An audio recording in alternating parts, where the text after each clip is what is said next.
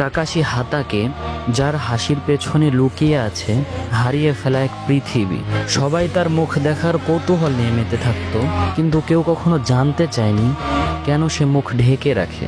তার মুখোশের পিছনে লুকোনো ছিল শুধু একটা মুখ নয়, লুকোনো ছিল অসহ্য এক যন্ত্রণা। এই গল্পটা শুরু হয় এক বেদনাদায়ক মিশন দিয়ে। কাকাশির বাবা ছিলেন এক মহান শিনবি, যার নামেই ছিল ভয়, সম্মান আর দায়িত্ব। কিন্তু একদিন একটা সিদ্ধান্ত তার জীবনে সব বদলে দিল। কাকাশির পিতা সাকুমো হাতাকে তার সাথীদের বাঁচানোর জন্য তার মিশন অসম্পূর্ণ রাখে, কিন্তু এই কারণেই গ্রামের লোকেরা তাকে বিশ্বাসঘাতক বলে উপাধি দেয়।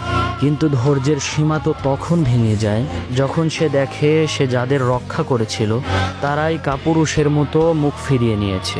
তখন সে এই অসহ্যকর যন্ত্রণা সহ্য করতে না পেরে নিজেকে শেষ করে ফেলার সিদ্ধান্ত নেয়। আর ছোটবেলায় কাকাশির জীবন দুঃখের সাগরে ডুবে যায়। ছোট্ট কাকাশি দেখল কিভাবে সমাজের মানুষেরা একজন সম্মানিত ব্যক্তির সম্মানকে এক মুহূর্তে চূর্ণ বিচূর্ণ করে ফেলে।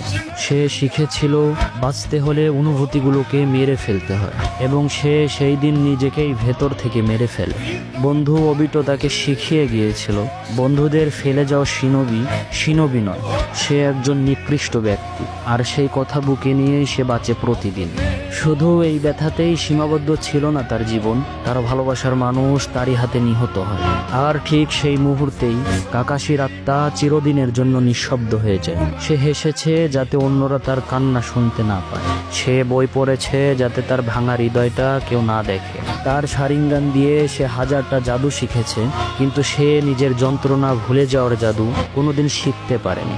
সবাই তাকে বলেছে কপি নিনজা, কিন্তু সে তো ছিল হাজারটা স্মৃতি বয়ে বেড়ানো একটা ছায়া। তার মুখোশের পিছনে কোনো মুখ নেই, শুধু আছে হারিয়ে ফেলা স্মৃতির কবর।